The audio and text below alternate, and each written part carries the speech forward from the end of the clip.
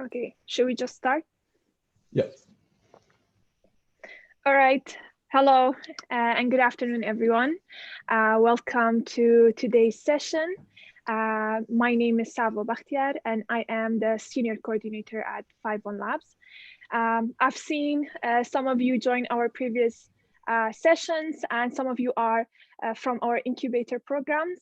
But for those who might not know who 51 Lab is and what we do, we are a nonprofit startup incubator and accelerator as well, working with entrepreneurs to develop and grow their businesses, focusing on the Kurdistan region and also Iraq as an all.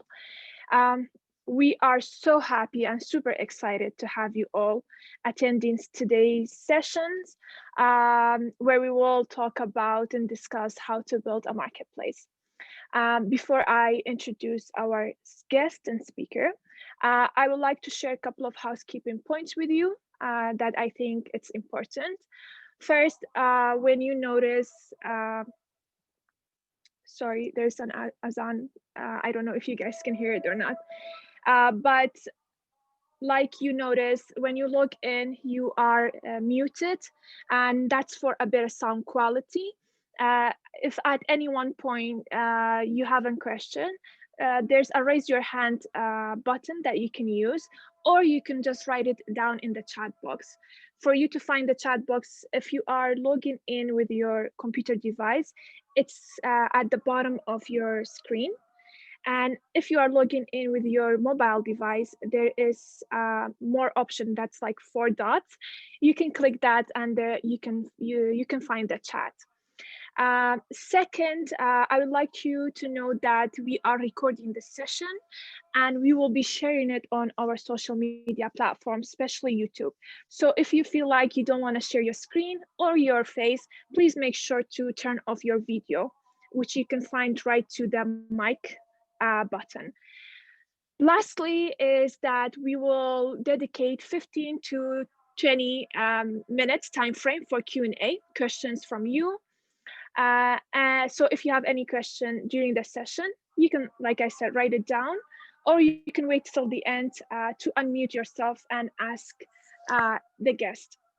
All right, without any further ado, I would like to introduce our amazing and talented guest and presenter of the day, Mr. Rachid Banger.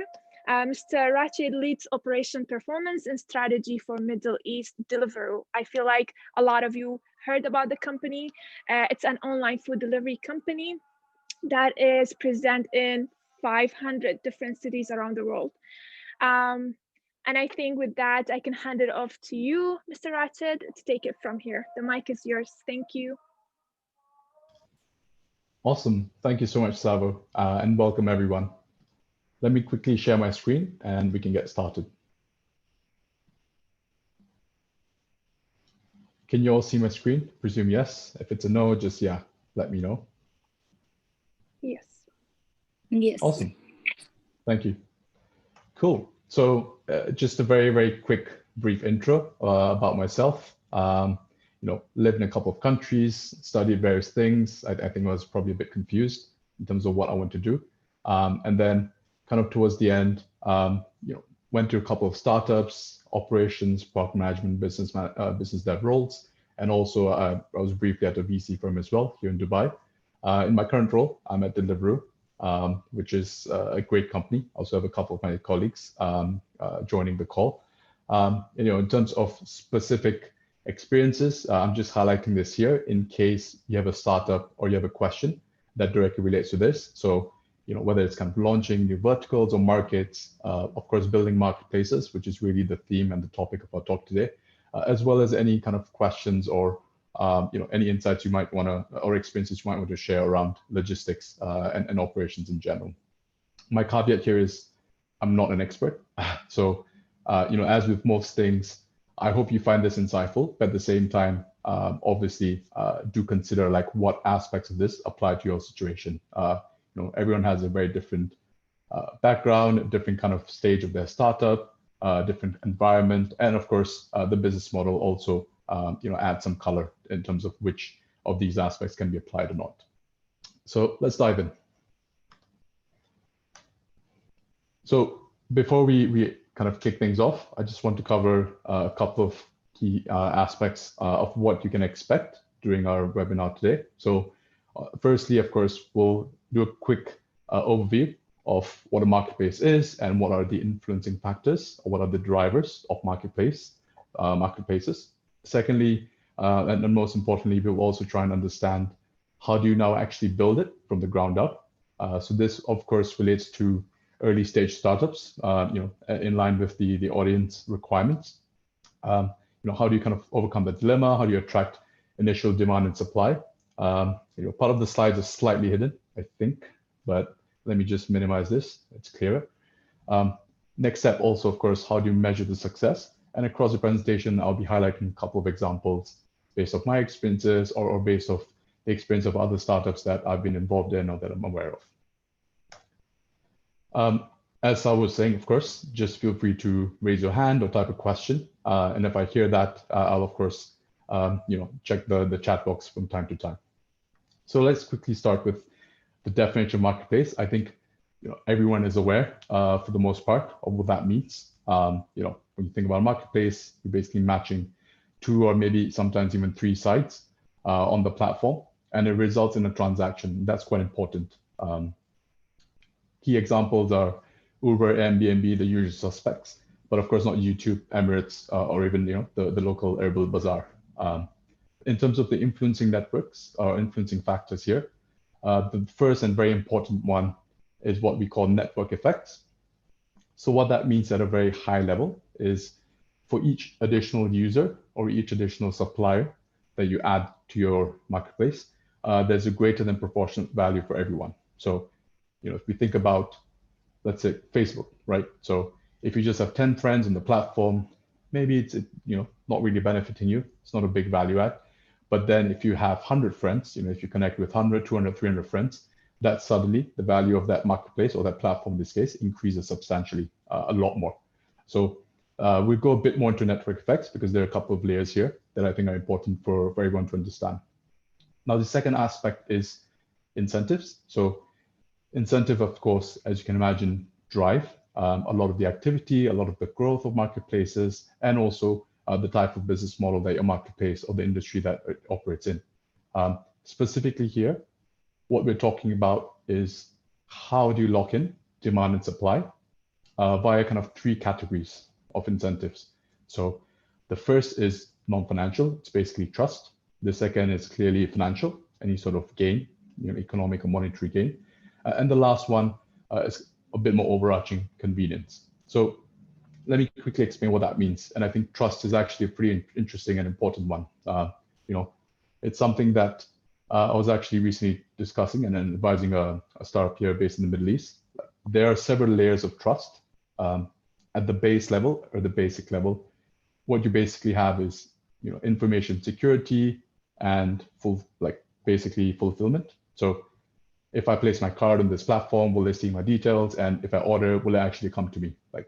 And in this region, there tends to be a trust deficit when it comes to these things. People still prefer cash on delivery and all of these other features versus just putting their cards online. And then the next 2 layers here are, of course, the quality. So are you actually not just getting what you ordered, but is it of the same quality and standard that you expect? And lastly, if there are any issues, what is the resolution, right?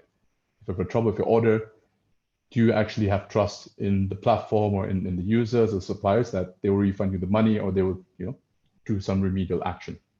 So I think trust is particularly important as you think about building your marketplace and as you think about how can you actually understand consumer needs. And we'll go through that a bit more in detail in future slides. The third aspect here is the uniqueness of supply. So basically what that means is your supply fairly commoditized? If you are, let's say, a grocery marketplace, to the consumer, it doesn't matter, right, which grocery the consumer is ordering from. If they want bread and milk and things like that, they just want to deliver to them in good condition and pretty quickly. But of course, if you're, let's say, an office rental space startup or even a food delivery startup, then your supply is unique because one restaurant is not the same as another. One rental space or one hotel room is not the same as another. And that is where you have to really try and understand from a consumer's point of view, how much do they actually have to search to get to what they want? And the more unique the supply, the more they have to spend time filtering and searching. And how much is it pure matching kind of system, right? Where I want this particular item, I don't care where it comes from, because I know it's going to be common across various suppliers or various units. The second part of this is competitor actions. In most cases, not all, but in most cases, the more similar your suppliers, the more commoditized, the less unique it is, the easier it is for competitors to come in and enter the market and steal market share away from you. And conversely, the more unique and exclusive supply you have, the harder it is. So that is something to also bear in mind as you think about your business model. And the last one, I think, I'm sure you guys have come across this many, many times. It's basically the interaction that you have with, between kind of the demand and the supply and just broader interactions on the marketplace. What we look at here is what the liquidity looks like and what the economic activity looks like. So by liquidity, it's basically, are people interacting very often? What's the frequency of the interactions? Basically, is there quite a good matching of your supply of demand? If let's say Kareem had just started in Erbil, if they only have like 10 or 20 cars, liquidity is quite low, right? It might take you 20 minutes to get a car, to order one, not great. But once supply density increases, that improves the liquidity in your marketplace. And that's a concept that's super critical to understand, which we'll also go through in a bit. The last one is quite straightforward. Basically, how big is the order value? How much money are you making or revenue? What are the unit economics look like in terms of profitability and so forth? So this is basically like a high-level overview of what a marketplace is and what shapes what. The terms below that you see here in gray are just aspects or terminology that you might have seen or read about, when we talk about marketplace. Is it liquid? Is it efficient? Is there product market fit? It's a very overused phrase, I'm sure. Almost everyone on this call would be aware of. Is there flexibility in terms of pivoting and so forth? So this is something to kind of bear in mind as you learn a bit more about marketplace. So today we're going to really focus on two aspects of these three marketplace, what I call marketplace journey. We'll of course look at how do you build your initial marketplace, which is your phase one. For phase two, for scaling, we're not really going to focus on that. But what I'm going to do is I'm just going to add like slides towards the end of the presentation, where I believe the presentation will be shared. You can just have a look and read through. The reason we're not focusing on this is typically for startups that are a bit more later stage. You're at your Series B or so forth. You have achieved product market fit. It's now just about scaling rapidly. And given I think the kind of level that everyone is and what we're aspiring towards, I think phase one is super, super important and a lot more fun to understand. This aspect is basically around how to measure progress. And this underlies whatever phase of the journey you're in. It could literally be the first week that you've gotten your idea. You're trying to now test the concept, get consumer feedback and so forth. Anything you do has to be done in a way that A, makes it easy for you to measure the progress against a specific benchmark. And of course, B, it's something that is fairly replicable, like process-wise. And there are a few characteristics here of phase one and also measurement of progress that we'll go through in just a bit. So, but at a high level, it's basically how can you constrain your marketplace, which side you should focus on, and how and why. And of course, then the last part is then of building both sides of it, right? How do you attract the initial supply and demand? These are quite universal principles for the most part. So it's fine if you're all in different industries or even like slightly different stages of your startup. Most of this should apply to you. So let's explore phase one. A key problem and dilemma when it comes to marketplaces is what's called the chicken and egg problem. So, it's really about, okay, I want to build a marketplace. Let's, take a very, very common example, like food delivery or Careem. Should I go after my customers? Should I build my app? Should I sign up my restaurants? What should I tell them if I have no customers? Like there's always this eternal kind of dilemma that you have to really try and attack and try and resolve for. So there are three steps to this, right? The first thing is really you need to constrain your marketplace to a few specific dimensions. So let's quickly go through what that means. You can constrain it on the time-based aspect. What that means is let's say your particular product or service, relates only to like, office workers when they're, traveling morning or evening. Let's say it's time bound in a different sense. It's more seasonal, holiday season and so forth. So it's really about understanding how can you constrain it, because that helps you focus and achieve density when you're trying to build your marketplace. The most common one here is actually geographic. So it pretty much applies to anything that has a physical interaction. Airbnb, you're booking a hotel room, you're ordering ride sharing, Careem, Uber, you're ordering food, you're ordering groceries, anything that has a physical element and a physical exchange is always locked in geographically. You might have heard terms like hyperlocal or hyperlocal, things like that. That basically relates to what is the service you aim to provide and how dense does it need to be. Something like, let's say parcel or postage, you can deliver it in a day, right? So you can deliver city to city. It's not very constrained geographically. But something quite sensitive like food or urgent documents, you have to really restrict yourself geographically. The other aspects are slightly less common, but also I think equally important. You can restrict your demand to like specific types of customers. You can, of course, and you need to restrict it to specific niche or verticals. And the reason for that is, A, in the early stages, it really helps you test your product market fit when you're building it, and you get pretty good consumer feedback. And B, of course, as we all know, resources are always a big constraint. It could be time, it could be money, it could be bandwidth, like number of people you have, whatever.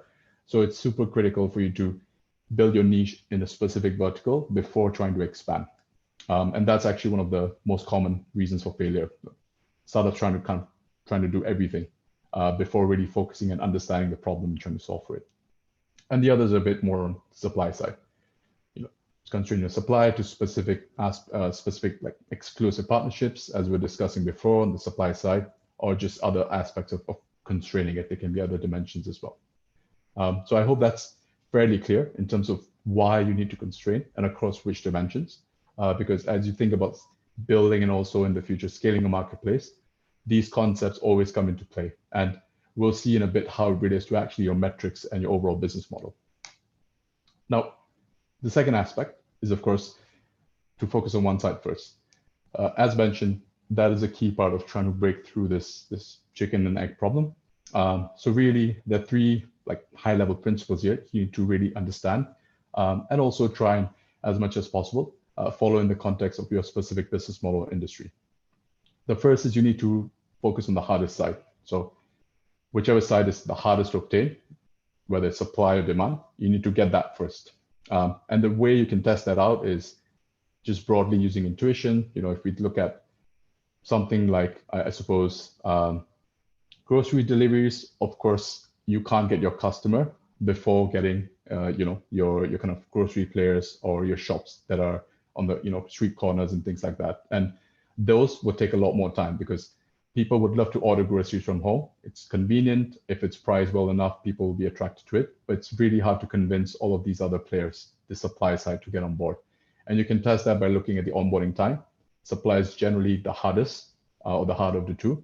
It takes longer. It's more difficult to really get them on board. The second aspect is, of course, more broadly to really understand what the behavior is, both on the supply side with the customer or the end user, and of course, both on the demand side and of course on the supply side with the other side of the marketplace. This is where you need to be super critical and disciplined in terms of what sort of methodologies you have to gather your feedback, what sort of metrics or thresholds you might have, and also how do you keep the positive loop ongoing. Initially, you might have to do things that don't scale very well. You might have to call customers, you might have to call your suppliers, but over time, as you start building it and getting momentum, you need to think about how can you automate some of these processes, whether it's sending automatic email updates, surveys, and so forth. So here it's really about understanding what the needs of your customers are, both on the demand and supply side. What do they care about? Where do they actually meet or congregate? That could be a very useful growth marketing hack, which we'll go into in a bit. And the last part is related to the first one. Generally, if something is harder to get, you need to spend a bit more time or money to get it. So the harder side, which is typically supply, you would usually provide subsidies. There are a lot of startups, whether it's in this region or across, taking Kareem, for example, taking delivery also as an instance where you have to provide certain subsidies to the restaurants, to your captains, to your drivers. Also, a lot of physical marketplaces. When it comes to eBay, for instance, initially it was fairly physical, and you had to incentivize the people who'd list their inventory on the platform. So you need to, it doesn't have to be financial subsidies, but it has to be a very tangible benefit to the supply side to basically convince them and encourage them to join your platform when you really have very, very few customers, very, very little demand. Then, of course, on the supply side, it's really about limiting your friction, making an app super easy to use, following up with the customer on, where the order journey is, all of these aspects depending on the industry you're in. But it really depends on how you can encourage transactions in terms of whether it's a product kind of aspect, product feature, whether it's something related to, again, gamification. So they're earning points every time they purchase, or loyalty. It could even be something as simple as every time they're quite close to fulfilling an order, you basically add a sweetener, or you add like a bonus or incentive. So this is really the key three aspects that I think you need to really understand and grasp when it comes to why you need to focus on one side and how you can do that and evaluate what needs to be done on that front. Cool. Okay, there's a tick mark that I might have made. This is just a quick question to everyone. You can feel free to respond or type, like, what do you think is the average number of growth levers? So basically channels through which we get supply that the most successful marketplaces used earlier on in their journey. So a couple of examples of this can be, I don't know, email, search engine, marketing, PR, whatever, calling people, door-to-door sales. So what would you guys think is the kind of rough average on this front?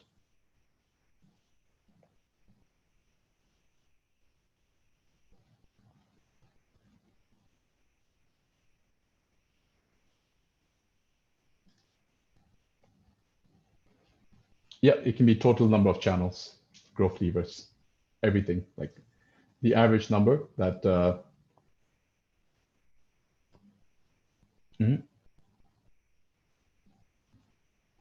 yeah, so in total there are like literally over like 20 to 30 levers or channels. There is this perception that you need to really think about everything on the marketing side, on really calling people by door to door, basically knocking on literally doors, signing up restaurants or signing up your supply or users. But the answer is actually 2.5. And that's significantly lower than what the available number of growth levers are. And the reason for that is, again, it's all about really focusing and constraining yourself. There are certain growth channels and levers which yield a significant or more than proportionate benefit in terms of what you put in on your cost and what you get in terms of your benefit. The worst thing or the easiest thing actually to mismanage is trying to do everything. Search engine, trying to do Google ads, you're trying to also give out flyers on the road, you're calling your friends, you're sending out emails. You really have to understand based off your industry and the stage of your startup, like what is a good enough lever. And we have a couple of examples actually of what the best levers tend to be in this case. Yeah. Cool. So this is really where how you have to think about what levers to deploy, what channels to understand, to look at, and the effectiveness when it comes to building up your initial demand and supply. I know a lot of you are pretty much in the super early stages. So I've kept this list short and prioritize it for like early stage startups. One hint when you kind of look through some of these is to always think about funnel stages, the cost or the effort it takes you to go through these channels, and of course the benefit, right? The impact, which can be the number of customers you've gotten, it can be the number of transactions, however you want to measure the benefit. Typically, it is on a transaction or user base. At this early stage, you wouldn't focus too much on revenue or too much on the financial aspect. And funnel is basically you can imagine if a customer comes to your website, what percentage kind of clicks through, what percentage then is at the basket page where you have to just click one more button to place an order. So there are always these drop-offs. You can have 100 people visiting your site, 50 actually looking at your products, 30 thinking about buying, putting in their cart, maybe just 5 actually purchasing it. So that's like the funnel approach.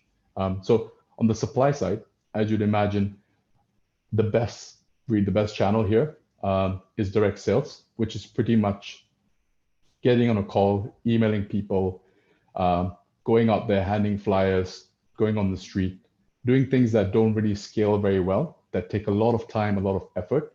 But this is where you get the most tangible benefit, because this is where it really helps you to build that relationship with potential customers. And also when you're that early stage, you really want to have as many people, be aware and be excited about your particular marketplace, your product or your good or service. So direct sales are like by far the kind of most useful and the most optimal channel you can employ. The other ones, of course, are also quite useful. Referrals here is something that's pretty interesting because I'm sure you guys, when you use products or marketplaces, you will see, refer your friend or refer someone, both of you get X dollars off, or both of you get a discount or some credits. So referrals is something where what we call a virality loop is part of. So basically, if you can get customers pretty excited about either the benefit they're getting from using your marketplace, or the fact that you're offering some pretty good, financial monetary benefits for referrals, you can actually see a loop forming. So by a loop, it's basically one person can refer 3 people, those few people can refer another 3 or 4, and you can quickly see how that compounds over time. And that's also super useful, especially in the early days when you're trying to build both your supply and of course your demand. A key one here, and also pretty low cost, is just to leverage what there is in the market, right? So if there is some sort of a classifieds, if you know like where your kind of supply side or your demand side users hang out, or where they're active, whether it's physically or online, so specific chat forums and so forth, that's where you can just leverage these existing networks, because A, you already have the type of consumer that you want to attract, and they're all there in quite high numbers, high density. And B, it's something that doesn't involve a lot of effort. You can just, promote yourself or interact with a few of them at once, and then you can see how that interaction goes. Compared to direct sales, where you actually have to talk to every person usually, or email everyone. The last 2 parts are not super critical, but I think pretty obvious. Financial subsidies is a good one that we talked about, giving out subsidies. Financial, well, it can also be non-financial, but it's typically giving out, like, if you sign up with our platform, we'll give you, a bonus of whatever, $50, 50 dirhams. And if you stay on, it can be like performance-based. If you do X many orders, it can be usage-based. If you stay on, we'll give you X amount. This last part is more on really like scaling up quite quickly, where you're optimizing the funnel. So I'm not really going to go through this too much in detail, but you can, kind of read through this. It's basically thinking about activation, retention of your customers, in this case, your suppliers and so forth. On the demand side, the best one is really word of mouth, which is quite related to referral, but this is where people are doing it free of charge. One thing you have to bear in mind is try and make this as easy as possible for your customers. So in addition to providing a very valuable, marketplace, a very valuable service or value, a strong value, you also can think about how can you make it super easy for your customers to share it. You can, for instance, when I was working in a very early stage startup, one of the hacks we came up with is just creating these kind of small posters and small kind of Facebook assets. So what that means is you can send it to your customers, they can type in their name or something, and then they can post it on their social media for all their friends to see. So instead of me taking like time to write a post, I can just quickly take whatever you have given me. So you as a business have given me as a customer, and I can just post it somewhere. Also, you can make this super easy by incentivizing your customers as well, which brings to the second point, referrals, but also ambassador programs. A lot of times you have students, universities, or in areas like population in areas where they are pretty interested to, about the potential brand value you would offer or the potential benefits that you offer. And you can actually incentivize them to become ambassadors. So this is a bit different from referrals. Ambassador is basically someone who now is a representative of your brand. and who has to do more things apart from just saying, hey, use this code and get money. It can be, working with you, kind of, when you're actually canvassing, when you're going out, talking to people, handing out flyers. So these people will be there. It's typically early stage startups, early stage employees that will be ambassadors, but you can also set up like a program. This is something that comes with mixed success. You really have to be careful about the quality of people that you choose to represent your brand. The other aspects are pretty straightforward. You can do PR or events. You can also try and leverage your supply side, which is an interesting one, because a lot of times you would see that when you have onboarded your supply or your supplier side, your suppliers, they themselves will start getting a bit, excited, but also a bit impatient, with the lack of demand that they're seeing. Like they want to have customers, right? They got on your platform because they want to make money, because they, want to accrue the benefits that they have, that they want. So this is a way you can actually leverage your supply. So you can tell them, hey, tell your friends about this service, put this flyer in your car or in your place of work, like do all of these things basically for them to help you get the traction. Because if you imagine if you get 50 people as your suppliers, these can refer you to another 5 to 10 people. They can be a great way for you to build that loop that we talked about. The other two, again, relate more to performance marketing, which in the early stages of your startup, you don't have to think about it too much. It is something that comes on a bit later on. So that covers the kind of phase one aspect of really how to build your initial marketplace and some of the key principles that we looked at. At this point, I just want to pause very quickly. Like, are there any questions based on what we've discussed? You can obviously just type them. We can address it towards the end of the Q&A. But if you have any, happy to take them now.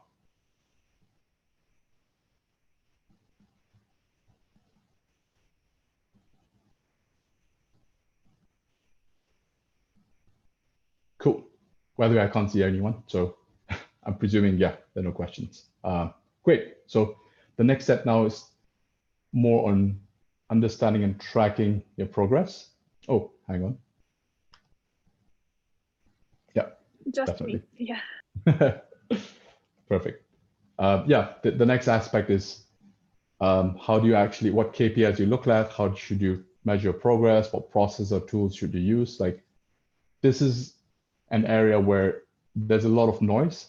There's so much information out there. If you search about, if you just Google it, like, if I were to Google it today, and if I'm building something, like I would easily, see like, yay, top 10 metrics, best KPIs, the only metrics you'll ever need for growth, why you're doing the wrong thing, like all of this noise, all this overload of information pops up. And there's so many different opinions as well when it comes to this. So my recommendation is just to not even think about this at this point, but to just take a step back, right? Just think about, okay, I'm researching, I'm thinking about all these KPIs and everything, all these processes, but why are you actually doing it? Like, what are you actually trying to do, right? So I think the first step or the first broad kind of action you have to think about is just really understand what the objective is, how can you measure it, and then how can you actually implement it in your company.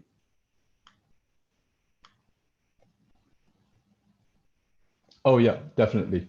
And this applies a lot, especially to industries or to specific vertical niches where you have a high cohort or high potential cohort of online users. If you think about kind of on the online food delivery space, if you think about anywhere where there's a high demographic use of online assets or people who are just pretty active, which tends to be the younger generation, this is super important. The reason why I think I haven't expanded too much on this is because performance marketing, KPIs, SEO, there's a whole different field and a very, very vast aspect when it comes to this. How should you optimize for eyeballs? What's your CAC? How do you kind of measure engagement? How do you optimize your keywords for Google and Twitter and social scrape? Like, it's a whole, I think, a vast kind of, I would say, field where if you have the knowledge, if you think it's something worth pursuing, you can definitely do it. But in the very initial stages, it helps a lot if you can do the things that don't really scale that well, because that helps you get a bit more customer feedback around product market fit. So it's a bit like, before I promote it, let me first understand what people wanted. And then after that, let me try and promoting it. But yeah, it's definitely a very, very useful tool. And a lot of startups use that. Yeah. So I think in this case, when we think about measuring progress, the first step really is to take a step back and really think about measuring progress and not just look at KPIs and add them to your toolkit. So there are a couple of ways to do that, right? First, just understand what the objective is. Why are you measuring this? What do you want to do with this information? Are you measuring growth? Do you want to show it to your potential investors? Are you measuring customer experience or happiness? Like what are you trying to do? The second is, of course, the method. Like how and when should you track this? And what are the available resources and tools? The third aspect is super critical, and it's something, third and fourth, it's something that's not looked at too often. But this is really, how can you operationalize what you have, right? How can you deploy it into your company, into your day-to-day, into more of your strategic thinking and forecasting and planning. So this is where you really have to understand, okay, I kind of know what I have to do or why. I know like how I can do it in terms of the method or the methodology. Now, how can I deploy this? How can I understand, do I have the right process, the tools to do this? And also something very critical here is how can I now look at the constraint, right? Because when it comes to startups, obviously, or anything in general, you always have to weigh the constraint with the end impact and with the end benefit. So this is where I'd really encourage you to think quite deeply around what your constraint is, how can you quantify that a bit more, and then what your impact is, right? Your quantified impact. It can be versus specific thresholds. You want to reach 100 customers. You think this is, the relative click-through rate. This is how much you have to spend budget-wise. It could also be time period-wise. You have specific milestones to hit and so forth. But this is one where it's really critical to understand and not, just implement a lot of metrics just for the sake of it. Just be super clear in terms of the 3 or 4 or 5 key things they're trying to measure. The last one is just iteration, right? Like has your day-to-day tasks or your priorities shifted? Perhaps your business model has pivoted. Are you now focusing on something else in a strategic sense? Maybe a constrained landscape has also, changed. Maybe now you have a bit more funding, a bit more budget, or on the people side, you have an intern and so forth. So the iteration part is super critical. As a founder, you need to take stock and calibrate, every 2 weeks, every 3 weeks, just to understand, okay, based on what I'm tracking, what I'm doing, and how I'm spending my time and resources, is it the same? Should it still be this, going forward? So we kind of covered, of course, how do you, at a high level, think about this and break this down. Now then comes the decision-making layer, right? Like how do you now actually more deeply understand how can you measure your progress? What sort of aspects do you have to think about? What are some of the high-level trade-offs? And also, of course, the KPIs and how you should segment them. So the first area at a high level, I would really say, understand whether the metric or the KPI I've chosen is a leading or lagging one. So a very, very quick way to explain this, a leading indicator is basically you looking forward if you're driving your car. It's basically something that helps you predict what's going to happen in front of you in the future, and whether you need to shift direction, whether you need to change lanes, and so forth. A lagging one is almost like you're looking in the rearview mirror. Like you're basically looking at what's happened in the past, right? What's happened from performance point of view, what was our output, what was our revenue, all these things. And it's something, because you're looking at the past, it's always obviously set in stone. Like if you look at last month's revenue, that's not going to change. So that is the high level difference between a leading and a lagging indicator.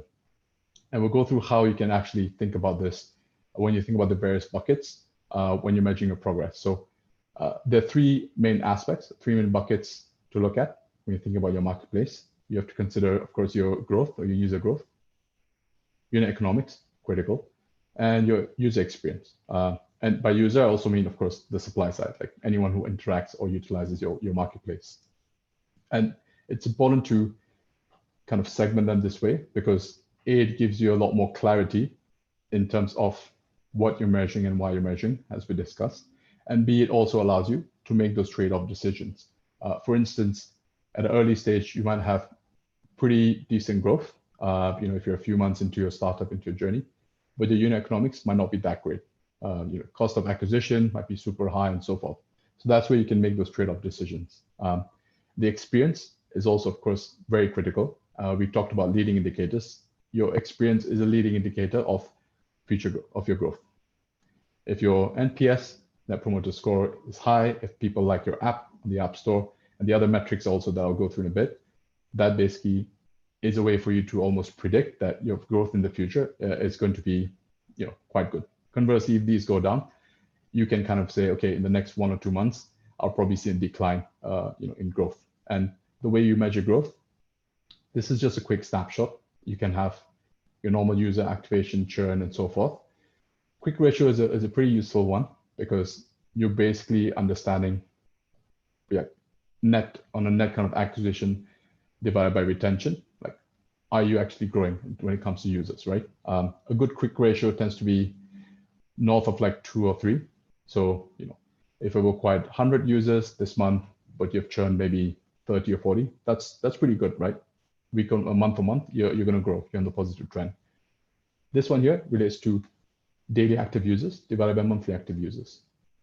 It's a good way to, especially if the kind of industry that you're in is where you do need, or the typical transaction behavior is quite frequent. It's on a kind of daily basis, whether they're opening your social media platform or whether they're purchasing something on your e-commerce marketplace and so forth. This is where this metric can come in quite useful. It's less relevant for startups or industries where it's quite infrequent, the customer interaction. I can think of travel, right? I might travel once or twice a year. This metric is not really going to measure what the user growth looks like. On the economic side, I'm sure you guys would have seen some of these. So let me just explain, a couple of these here, not all of them. Burn rate is just basically how much money you're going through, whether it's a weekly or monthly, and that gives you your runway, right? A lot of you maybe have not raised funding yet, so that's fine. But when you do have angel or seed funding, that's where you have to really measure, okay, what is my burn rate? What is my runway? Runway is basically, if I have to spend what I'm spending now, how many months do I have until I run out of money?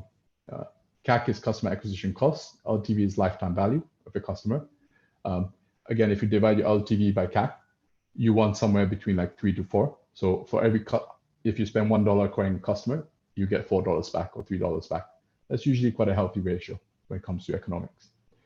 For experience, I'll go through these 3 metrics, which you perhaps might be slightly unfamiliar. Liquidity relates to what we were talking earlier, which is what is the density of your supply and your density of demand. Basically, is it quite easy for each of those sides of the marketplace to find each other and to transact? That's a very kind of high level overview of liquidity. Depending on the industry, it's defined differently, but that's like a pretty universal way of looking at it. Matching time is something quite interesting because it varies very much from on-demand marketplaces. If you're ordering food, if you're ride sharing, if you're ordering a particular service, like a cleaning service that you need to be delivered within like 1 or 2 hours, versus slightly longer lead time. So matching time is basically from the time you try to search for what you want, how long did it take you to actually find it, if you did. So you can imagine in on-demand and fast-moving startups or interactions, the matching time needs to be in a matter of minutes. No one is going to wait 30 minutes or 40 minutes to find a taxi or a car. But of course, you can spend about half an hour to find something, if you're traveling, because you might take time to research and it takes a while for you to get to that transaction. Concentration is part of liquidity, basically, and it relates to how we're talking about constraining your marketplace. The higher the concentration up to a certain point, the more the liquidity, the lower the matching time, and therefore the better the experience overall for the customer. If you have 10 cars on the road from Kareem versus 1,000, obviously the 1,000 is much better because it reduces time for you to get that service or that car delivered to you when you're ordering it. A slight caveat on concentration. Sometimes it can have a slightly inverse relationship, especially if you're selling something which relies more on scarcity. So you want to make it very exclusive and niche. Maybe concentration is not the best one. You need to go the opposite way. But for the most part, up to a certain point, the higher the concentration, the better it is for your startup in terms of the experience. The last one is just a very quick overview of network effects, which if you remember, we discussed a bit earlier on, basically relates to a couple of aspects, right? And the reason why network effects is super critical is over time, that's what's going to really supercharge the growth of your marketplace. If you can have network effects, if you can actually have, an additional user unlock more value, and over time that would build up, that can actually help you, lower your acquisition costs. That can help you scale much faster, and of course, in due time, lead to the outcome that you want for the startup in terms of an exit event. There are various buckets that one can look at across acquisition, competitor, and so forth. But I think the ones that you should really try and focus on is the percentage of organic users you get. The higher this percentage, the better. The less you're spending, right? Paid users cost money. And this also is a function of how good your product is, because people are just coming from word of mouth, from whatever, like just coming upon through social media marketing on the website, which can be paid, but sometimes it can also be organic in some cases. Traffic sources is a good one, where you're getting your customers from. Switching costs is hard to define, but it basically means if I'm a user on your platform, how hard is it for me to leave? If you're on LinkedIn, if you're on Facebook, it's quite hard to leave. You have your connections, you have your history of posts, everything. But if you're on, let's say Kareem and Uber and all these other players, it's super easy for you to switch between apps because there is no cost for you to switch. If Kareem gives you a high discount, you use Kareem today. If not, you use some other player. And the last one is just retention at a geographic level. That relates to the density point here that we're talking about, the concentration.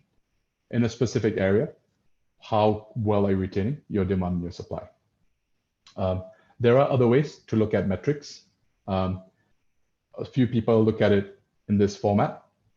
They break it down into basically like 10 layers. You have your scale and your unit economics at the top and bottom. In the middle, it's all about experience and engagement and just general momentum. That's also fine. It really depends on what stage your startup is, and also how simple you want to, simply want to track KPIs and iterate upon them. If you use this structure, for instance, you might have 1 or 2 KPIs per bucket, which basically means you're tracking like 15 to 20 things, which is perhaps not the most useful thing. So the metrics here are the ones that really demonstrate the health of your business in terms of what aspect you're measuring, and B, it's a great way for you to demonstrate in the future to potential investors and so forth, like how, what is the kind of future aspect, what's the future scope of your startup. Are there any questions at this point before we do like a 2-minute quick fire and then we can open up for questions?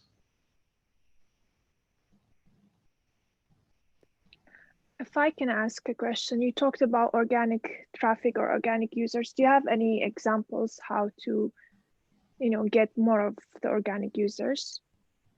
Yep, definitely. So organic, basically means you haven't paid for them. At least there's no direct financial cost accrued. So a great way to do that is here, as we're discussing, word of mouth is always good. This basically means the more consumers are excited about your marketplace, your product, your service, the more they'll tell your friends, their family. And through that, you build up that momentum and you build up more users coming to your web page or whatever kind of sign up page you have. The second aspect can be this ambassador program. So this is basically where you're not paying the person, unlike referral. For each referral, you have to pay them and potentially the person they refer. For ambassadors, basically, it's you're telling them, hey, we can give you like, I don't know, this is something we tried quite early on in one of the startups and it worked pretty well. We were in a pretty highly kind of student located town. We just said, we'll give you a free t-shirt. We'll give you a chance to apply for an internship with us. Do you want to be an ambassador? And we literally had like 15 people saying yes, 15 or 16. So this is another great way to build that demand, to build that interest. And then these ambassadors can go out and then function as your ambassadors, basically, at very, very little cost, basically. I mean, to print a t-shirt, it's not the most expensive. The last one is more just around virality. So if you have a super unique proposition, super unique product, this is where you can try and see if any publications will cover you, or if there are any specific industry groups that want to feature you, in their respective media channels. Most of this is not paid, but they can, of course, be paid events and PR. So those three levers are typically the, depending on what industry, but in fairly descending order, the most effective one to get a higher percentage and a higher number of organic users to your platform.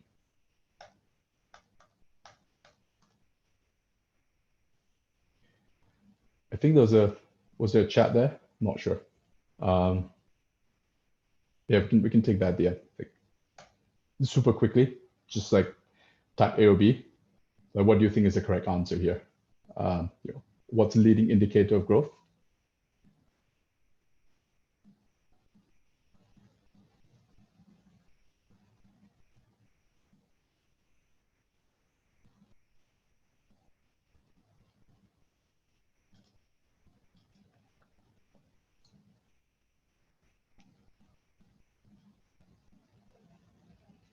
Thanks, Patricia.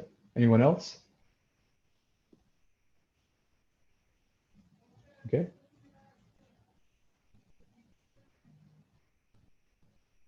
What about you guys? The true heroes, the champions, the entrepreneurs. Okay, yep. Sustainability. Fair. Yep. Okay. Slightly leaning towards A. The answer, yep, is actually A. And the reason for that is, while revenue can bring you projected revenue, which is a function of growth, really here we're looking at what's a kind of pure form leading indicator. So if this month's customers are more happy or are more basically satisfied with what I'm offering, the less likely they are to churn, more likely they are to tell their friends. And then, of course, that means that my future growth next month or next 2 months is likely to be higher. So that's how that kind of leading indicator concept comes in useful. Second question, which of the following statements is true, or statement rather?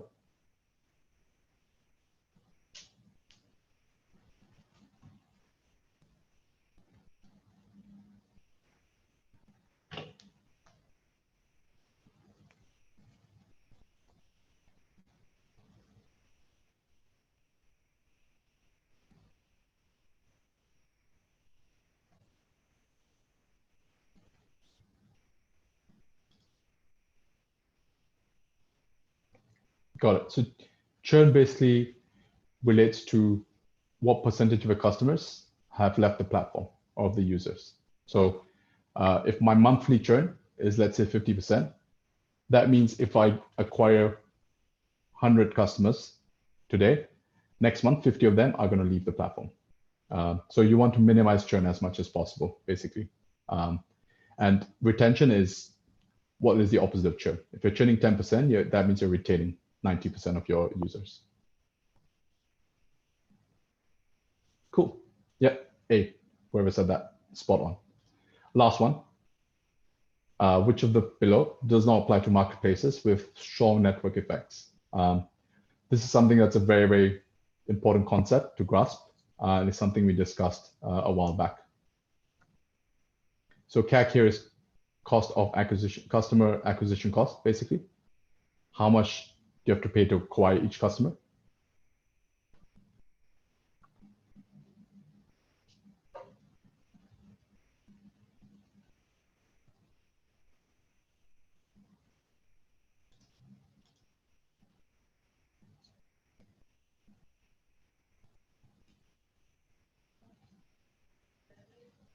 Mm-hmm. So C's, nice. Cool. You're all correct. It's actually all of them. Bit of a trick question. The reason very quickly is, as you get strong network effects, as we're discussing, you basically have more users coming to you, more organic users, or a higher percentage. That means your cost of acquiring customers goes down. And of course, as you guys were right on C, right? Like the more people join, the higher the benefits. It's not lower. So it's almost setting up this loop of basically, I would say like a growth loop. It's called like a positive growth reinforcement loop. That's it from a presentation point of view. If there are any questions, happy to take them either through the chat box or just verbally. It's really up to you guys. Thank you so much. If you guys have any questions, just feel free to unmute yourself. I think that would be quicker and easier for you. Mhm. Or like I said, you can use the raise your hand action. So I can unmute you.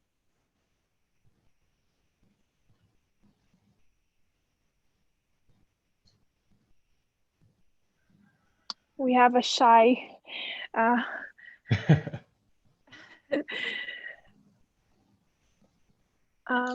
Haider. this is Haidar. Hello. Yes. Hi, Hello, Heather. everybody. Thank you for your session. But unfortunately, I didn't join from the beginning. I joined just at 3 p.m.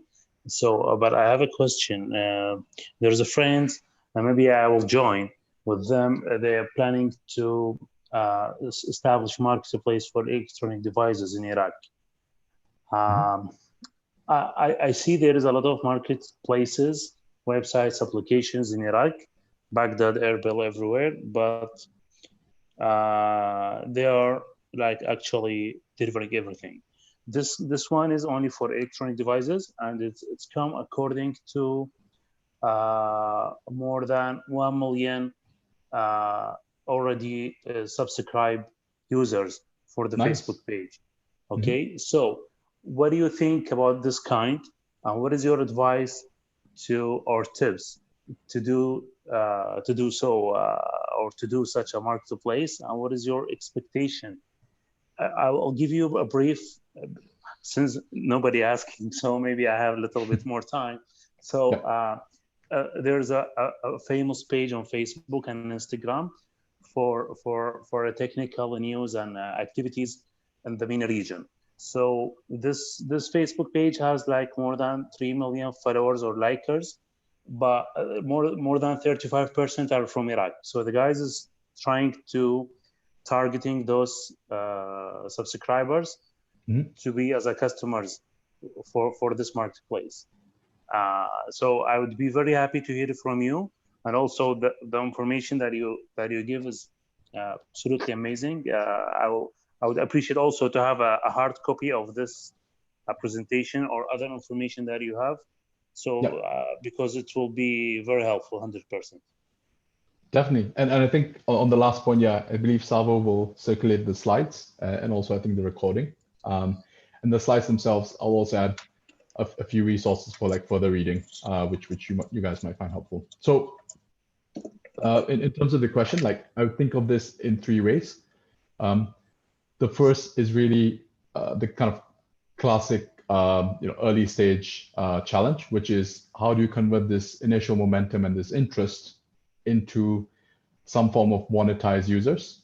So on this first front, I would basically look at 2 or 3 things. Now, the first would be, let's actually take those Facebook subscribers and the engagement there, and let's now utilize a channel where we can actually make it a bit more actionable, a bit more scalable. So the first thing I'll do is just say, hey, we're trying to launch this particular service. Like, if you're interested, sign up here with your email. So that first point of getting the email and that first point of engagement is a great way for you to actually test the actual interest there is, because there's such low friction to join a Facebook page. Maybe if 1 million people are there, maybe 100,000 will sign up for the email. And that then also allows you, it gives you a nice lead list, where you can then actually send targeted messaging, promotions, and so forth. So that's the first thing, just capture the information through that. The second thing I would also try and really understand is why is these people here, and what is the level of, or the aspect of social interaction. So are they typically discussing price-oriented things? Like, are they saying, yeah, this place has a cheaper, whatever, like Samsung phone of this model, things like that? Are a lot of the users or some of the users more oriented towards feedback or product review? Are they saying, I bought this phone versus this, I think this is better, these are the features? Or is it something entirely different? Like, how can you basically roughly surmise what the user behavior is and how they're engaging with each other on this platform? Of course, it's super hard to really understand, so maybe you can just do like a quick glance from there, but that can then tell you roughly what the kind of high level value proposition is for the customer. And by value proposition, I mean, what is that unique benefit or value that you will bring if you do engage in this? if you build this versus someone else. So there are two things on kind of the customer level. Now, the second aspect would be to really focus on why electronics and what could be some of the potential challenges there. From my understanding, if it's anything to do with electronics delivery, firstly, they're quite commoditized. So if you remember the supply, maybe you hadn't joined. So we had a discussion on uniqueness of supply. It doesn't matter where you get your iPhone 5 or whatever, iPhone 10. It's the same device, right? You can get it from this shop or that shop. It's very commoditized. They're the same, yeah. So at that point, you just care about price. So if you're leading to a kind of discovery or price discovery marketplace, what that means is customers can see where it's the cheapest. That's fine. But always remember, it's very hard to differentiate yourself from other players out there in the market. Differentiating on price, it's never easy. Whether you're helping customers get lower price or you're actually selling them directly. The next thing is always just risk and warranties. When it comes to electronics, there is a lot of, let's call it post-purchase decisions that you have to think about. Will the store provide warranties? If it's damaged while you're transporting it, what happens? So there are all these risk mitigation aspects. And the last thing would also just be basic market sizing, which I think you have a good idea of, which is really trying to understand how many users would engage with the service and how can we test this. The email thing is great. You can literally just say, if we had this service, would you be happy to do it? Then you can send another email when you have something very, very basic, like a website, saying, come to this website, tell us your feedback. So it's just incrementally building on that and trying to assess product market fit. So I think those three things would be the way I would kind of approach this without knowing too much about the market there, of course. But yeah, just get the customer information in a kind of easily processed and usable manner. Secondly, just assess, as we discussed, what differentiates your supply and what makes your benefit unique if you're offering this. And then just lastly, on just the broader kind of customer behavior and market sizing. Hopefully by then, in like 1-2 months, you should have a decent idea of how to go forward with this. Thank you. In general, people are always looking for the price competition and for lesser prices, but I'm always looking for the adding value. It is somehow confusing to how to provide add value, because like you said, the iPhone 5 from X shop is the same from Y shop. So we are also always trying or looking for this, and this will make me take the decision. I'll go with or no. So this is what I'm confusing about it. So do you have some ideas about other marketplaces or such kinds of add values we can provide? Yeah, definitely. A marketplace that's slightly different, but also went through similar challenge was TripAdvisor. So it's like a review website, basically. Nothing to do with electronics or nothing to do with like delivering things. But the one aspect that you can really embrace here is the power of community feedback and reviews. So I would encourage you to leverage all of those, whatever tens of thousands of customers whose emails you can get, and just try and understand and build an edge, like a feature where people can actually come together in a community and discuss reviews. You can also do your own content, right? You can do this specific phone has this feature, well, this has that. You can do like a review comparison. Price is super commoditized. Definitely, it's very hard to distinguish. I would add other things like, why do people care about electronics? What do they think of? Features, what else do they care about? Warranties, all these things. And then you can slowly monetize that as well over time, hopefully. Get your electronic, get like 1 year free warranty from this specific supplier, things like that. It's not easy. It's also that your frequency of purchase is quite low. People purchase electronics maybe once a year, twice a year. So you really have to kind of balance that growth aspect with the future monetization and profitability there. If you have very low frequency, you might have to charge quite high on the kind of commission you're taking. But maybe because people are sensitive to price, they might not pay it. So I think these are the aspects you should perhaps test and think about. Of course, just top of my head, if we had like a whiteboard and a few minutes, maybe we can get more stuff jotted down. Yeah, sure. Okay, last question, please.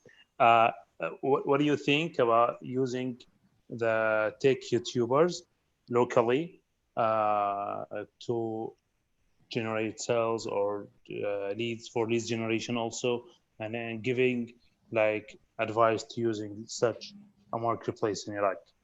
I didn't have information about how those guys are actually bring sales or no, but this is one of the ideas. What do you think? Yeah. So I think any sort of a content creation, especially in a platform like YouTube, the business model tends to be basically kind of high volume, low conversion or low monetization. By that, what I mean is the way YouTube works is either you get paid directly, based off the number of views and clicks. So you need like 10,000 views to get like whatever, $5, things like that. So super high volume, but super low monetary value. So the way a lot of these folks tend to monetize is adding or selling like or promoting value-added services through advertisements on their own videos saying, I bought it from this shop is amazing, and then you can get sponsorship from those shops. But it's super hard. Like you really have to first build your fan following and your niche before you can think about kind of scaling that up.